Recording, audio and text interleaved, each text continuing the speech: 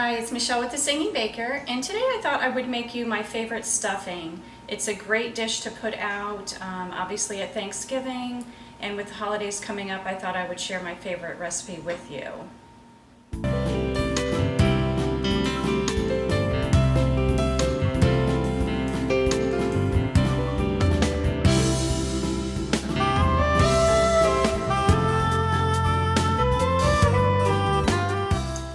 This is a good one obviously to put out at your Thanksgiving meal, or if you're having like a buffet, you can always obviously put this on the table, and it's a nice one that you can change up. If you want to add some meat in it, you can certainly do so.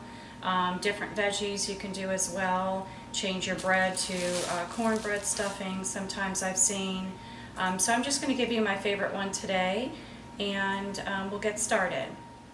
So to get our ingredients going, we will need either 1 or 2 loaves of French bread. Basically, if it's a really large loaf, you can get away with just 1 loaf. If you only can find small ones at the store, then just get 2. You'll also need some unsalted butter, some celery, some onion.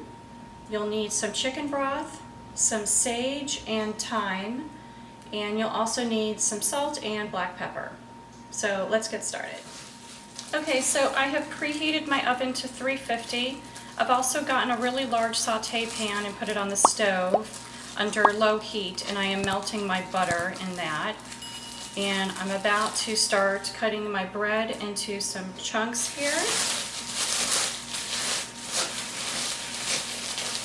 And then we will add that to the butter. I love making this fresh rather than the box stuffing. It just tastes a lot better. And when you're making this, actually, if you have any bread left over that doesn't fit in your pan when you go to put it in the oven, you can use it for croutons. Basically cook the bread a little bit longer in the pan and you've got croutons for a nice salad. So just making slices, and I'll go ahead and basically take each slice, and each slice like this, and then I usually then cut it like in 4 or 6, depending on the size of the slice there. I think I'll do 6 for this one, this particular one, and then you'll get a bunch of pieces about this size. So when we're done, I'm going to just toss this into the butter that's in the pan on the stove.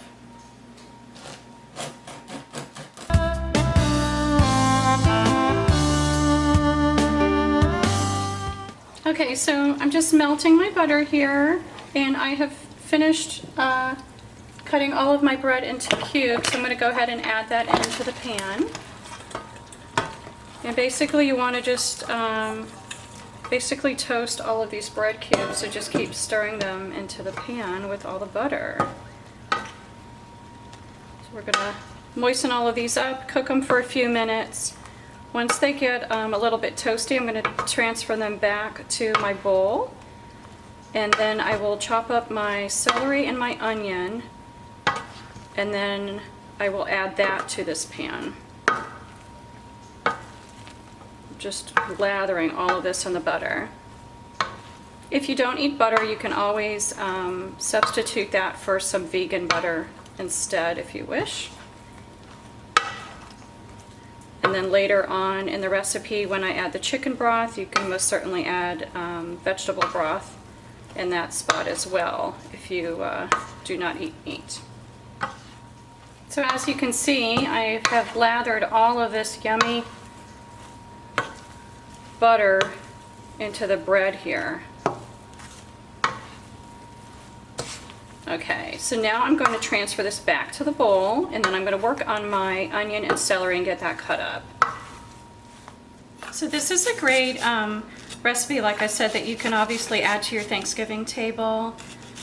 It really doesn't matter whether you're having a small family or friend get together or pretty large. If you're doing it large and buffet style, just add it to the table.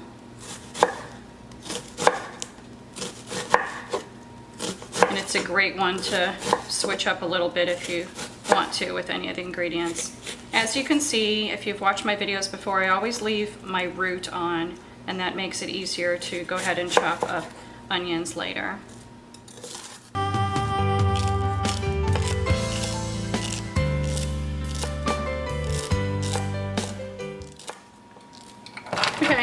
is adding all the celery and onions into the pan. I'm going to saute them for about 5 minutes or so. I'm going to add in my chicken broth. And I'm using about a half of a cup of chicken broth. If you want your stuffing a little bit moister, go ahead and add a little bit more broth if you wish. The thing about stuffing is that there are lots of different preferences out there. And some people will like it a little drier, some people like it more moist. It really just depends on your preference. I also will sometimes take my stuffing and add some of it into my bird, and then the other part of it I will just leave in a pan. The one you put in the bird will get really, really moist on you, because as I am cooking the bird, I keep basting it, and that seeps into the stuffing as well. So we're just going to saute this for about 5 minutes. Once it starts getting a little bit toasty, I'm going to add the broth in. Okay, so I've let my onions and celery saute here for just a few minutes. I'm going to add my broth in now.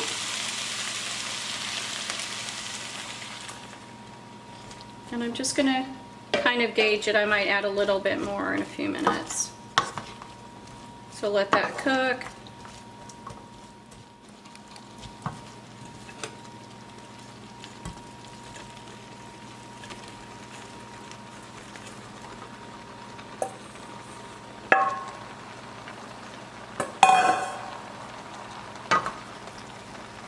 So just give it a gentle toss here, just mixing it all up.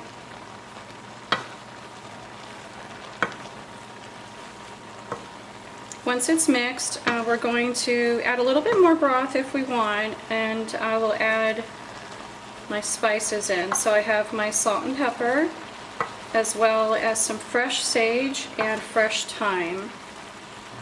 And if you can get fresh herbs, that's really makes a world of difference. It has a nice, fresh, great flavor as opposed to the dried.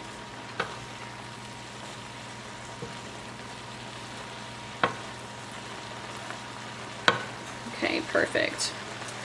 Salt and pepper in. I'll give it a good stir.